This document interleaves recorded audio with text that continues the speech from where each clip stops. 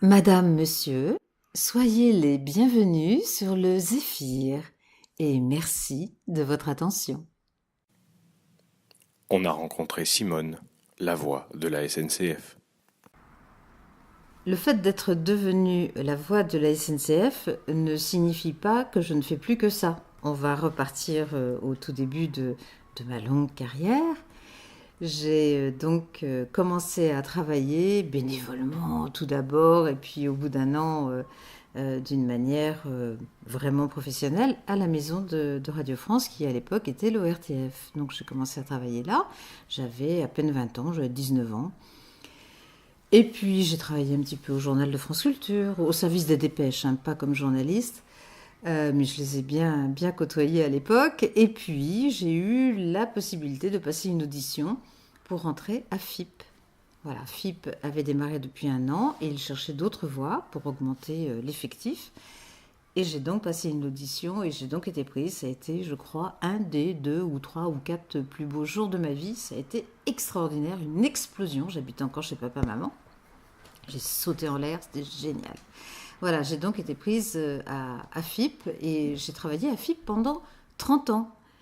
C'est-à-dire qu'en 1981, lorsque la SNCF a décidé de changer ses voies parce que certaines partaient à la retraite, etc., lorsque la SNCF a décidé de venir faire un casting parmi les voix de FIP, eh bien, j'étais présente, on a été 2 à être prises. Et j'ai commencé à travailler pour la SNCF, mais j'ai continué à travailler pour FIP. Donc j'étais animatrice à FIP jusqu'en 2000. Et en même temps, j'ai travaillé pour les annonces de la SNCF. Il y avait 2 services à honorer, service d'hiver, service d'été, avant que l'entreprise se fournisse en ordinateur pour tout le monde, enfin avant qu'il y ait vraiment les ordinateurs accessibles à tout le monde, eh bien, il y avait des petites cassettes, des grosses cassettes, il y avait tout un tas de supports différents pour enregistrer nos voix. Et ce n'est que vers les années 90, un petit peu après, que, avec l'arrivée des ordinateurs, il a fallu une seule voix de référence, une seule voix pour que tous les morceaux soient raccords avec une seule voix. Et c'est la mienne qui a été choisie. Ça a été voilà, une grande chance pour moi. Et pourquoi une voix de femme? Il n'y a pas de vraie raison, je pense. Je pense que c'est au départ parce que on a dû penser que c'était plus agréable, plus doux, je ne sais pas. Ce que je peux vous dire, c'est que ma voix, par exemple, je n'y suis strictement pour rien, a des qualités, c'est donc une voix de femme, elle a des qualités techniques qui font qu'elle passe bien dans un univers sonore, dans un univers très difficile. Il y a quelques années, j'ai effectivement participé à des analyses faites par des scientifiques, oui c'est vrai, mais bien après, et qui ont confirmé ce que je viens de vous dire. Mon appartenance très forte de cœur avec la SNCF s'est faite au fil des années. Ça fait maintenant 38 ans, 37 ans, 38 ans que je travaille pour la SNCF. Et au tout début de mes enregistrements, oui, je m'appliquais un maximum pour que ces annonces soient agréables à entendre, pour que l'articulation soit effectivement irréprochable, pour que les gens arrivent à écouter avec un rythme suffisamment lent pour que les sons ne se mélangent pas dans une gare. Et oui, j'y ai mis tout mon cœur et toute ma technique, puisque j'étais quand même déjà euh, très familiarisée avec les micros depuis de nombreuses années. Et puis, au fil des années, évidemment, j'ai gardé ce professionnalisme, je pense. Et au fil des années, j'ai rencontré de plus en plus de monde, j'ai rencontré de plus en plus de voyageurs, j'ai rencontré de plus en plus de cheminots sur leur lieu de travail. Aujourd'hui encore, il n'y a pas un moment où je ne m'arrête pas dans une gare quand je dois aller en vacances ou n'importe où sans aller voir tous les gens, parce que les gens me connaissent. Pour les cheminots, je suis Simone, je suis la voix de la SNCF et j'ai un accueil absolument magnifique, chaleureux, gentil. C'est même quelque chose qui me dépasse complètement. Je pense que c'est ce phénomène qui fait que la voix est aimée. Comme les voix de radio sont souvent aimés, plus qu'une image. Cet amour que j'ai maintenant pour l'entreprise, pour les cheminots et pour les voyageurs, il s'est construit au fil des années parce que j'ai eu l'occasion de les rencontrer de plus en plus. Et aujourd'hui, c'est extraordinaire. Quand je me déplace dans les gares, je vous le dis, les gens sont très contents. Je participe à pas mal d'événements dans les quatre coins de la France et c'est toujours quelque chose d'inattendu, d'extraordinaire. Et voilà, je suis très, très contente. Bon, déjà, pour enregistrer tout ce qu'il y a à enregistrer, c'était de toute façon plus qu'une journée, hein. Parce qu'il y avait toutes les gares de France en plusieurs intonations, il y a tout le vocabulaire commun, il y a aussi tout ce que je fais pour les personnes à mobilité réduite, pour les non-voyants, il y a des messages spécifiques, il y a aussi tous les messages de la téléphonie, que ce soit pour l'extérieur de la SNCF ou des répondeurs professionnels internes. Ma voix, elle est un peu partout. Voilà, donc ça fait énormément quand même d'enregistrements et pour des séminaires aussi, je fais des enregistrements pour des commentaires de films. Voilà, il y a toujours énormément de travail, enfin, de mots, de phrases à enregistrer. Et bien sûr, j'y vais moins qu'avant. Bien sûr, aujourd'hui, j'y vais à peu près une fois par mois pour faire des enregistrements de compléments, des petites choses qui manquent, des gares qui changent de nom, des petites choses comme ça. Mais je fais de plus en plus aussi d'animation. Voilà, on me demande, Guillaume Pépi lui-même, et j'en suis très flattée et très honorée, m'a demandé il n'y a pas très longtemps de co-animer la cérémonie des 80 ans de la SNCF. Je vous le disais tout à l'heure hors micro, le directeur général adjoint Mathias Vichra a demandé à ce que je participe à l'émission de complément d'enquête de Thomas Soto sur le train. Voilà, il y a toujours des petites choses comme ça maintenant qui arrivent et de plus en plus. Est-ce que vous pouvez me raconter la première fois que vous vous êtes entendu dans une gare? Ça remonte à très loin, la première fois où je me suis entendue dans une gare. Ce que je peux vous dire, c'est que je m'entends aujourd'hui dans une gare, ça me fait le même effet qu'il y a 37-38 ans. C'est toujours pareil, je suis toujours étonnée, amusée.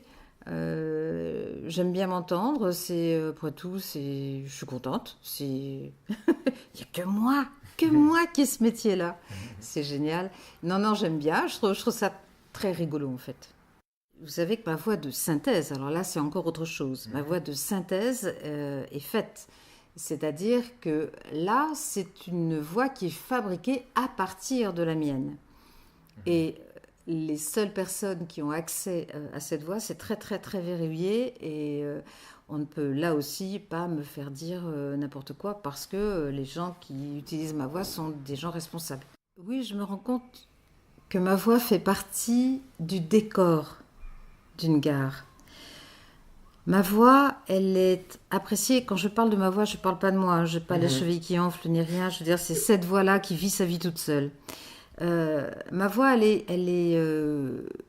ma voix, elle est perçue comme quelque chose d'apaisant, à la fois de maternel et une voix qui accompagne. Donc tout cela est déjà très positif. Alors effectivement, j'ai, par rapport à ce que vous venez de dire, oui, des exemples. Une femme, une nouvelliste très, très, très connue qui s'appelle Annie Saumon, qui est décédée il n'y a pas très très longtemps, qui a écrit une nouvelle qui s'appelle Simone. Dans cette nouvelle, un monsieur d'un certain âge qui vient de se faire larguer par sa femme plus jeune est sur le quai et veut se suicider. Et puis il entend « Éloignez-vous du bord du quai ». Et donc il ne se jette pas sur la voie. Et donc elle écrit toute une nouvelle. Et ce monsieur, ce personnage qu'elle a inventé, va remonter la piste pour savoir qui je suis, qui est cette voix. Ce que elle, Annie Saumon, a fait. Et elle est arrivée à remonter jusqu'à La Vie du Rail, qui est un des un des journaux qui marche très très bien, où j'avais eu plusieurs articles, et donc elle est remontée jusque-là. Et elle fait faire ce parcours-là à son personnage, à ce vieux monsieur. Mais au bout d'un moment, j'ai eu envie de rencontrer le public. J'ai donc décidé d'arrêter la radio en 2000. Et en 2001, j'ai fondé avec un ami ma compagnie de lecture qui s'appelle Lire Autrement. Et donc désormais, depuis 15 ans, 16 ans maintenant, je fais des spectacles littéraires. Voilà, je rencontre des auteurs ou je lis simplement les auteurs et je suis ou seule ou accompagnée de camarades comédiens que j'engage avec des musiciens, des musiciennes et on fait des bibliothèques comme avant-hier avec Jean Telet. Comment ça se passe finalement un enregistrement? Alors c'est le studio aujourd'hui, parce que ça n'a pas toujours été comme ça. Avant, à la SNCF, il y avait un centre audiovisuel, mais tous les centres audiovisuels des grandes entreprises ont disparu. On a été rapatrié déjà à Montparnasse, et donc là, à Montparnasse, c'était au-dessus de la gare. On avait des locaux superbes et on m'a créé une cabine. Une cabine, c'est un petit studio, hein, enfin la cabine sonorisée, était une très jolie petite cabine. Après on a redéménagé et maintenant nous sommes au siège à Saint-Denis. Et là, ils ont démonté cette cabine insonorisée pour que le son soit exactement le même et ils l'ont remonté à Saint-Denis. Donc maintenant je vais à Saint-Denis pour enregistrer et c'est tout simple, c'est exactement comme un studio avec une régie et avec voilà, un très bon micro et un son le plus pur possible. Le texte vous est imposé ou vous en discutez, voire même...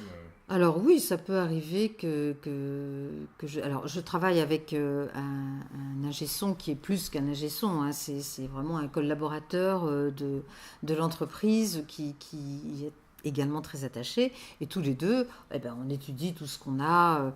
tout ce qui a été rassemblé de toute la France pour la séance d'enregistrement et on regarde s'il y a des choses qui nous paraissent un peu bizarres ou où on aimerait mettre un autre mot, etc. On en discute ensemble et on le fait.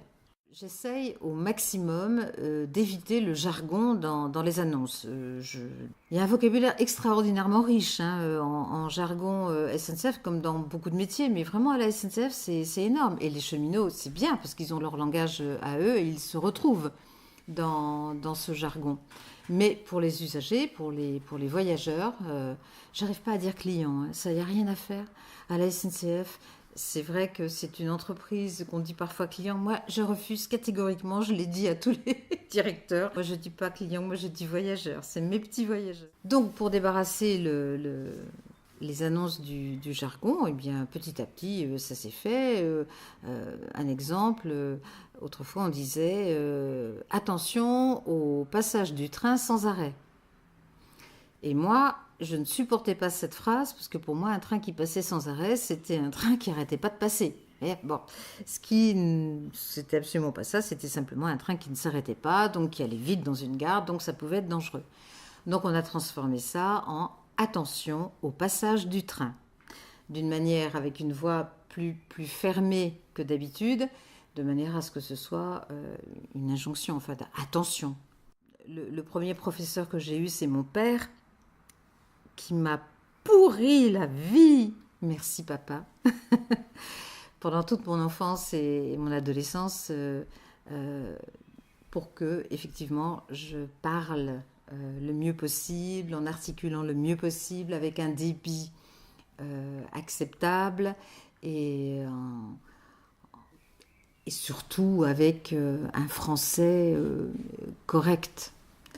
Donc heureusement, grâce à lui, j'ai pu faire de ma voix mon métier. Voilà, mais c'est... Bon, après, la voix elle-même, la sonorité de ma voix, il paraît que... Je trouve pas qu'elle soit extraordinaire, ma voix. Elle est... Ce qu'elle a de bien, ma voix, c'est qu'elle n'est pas extraordinairement belle et elle n'est pas moche non plus. Elle est quasiment normale. Et ça me permet de durer, je pense.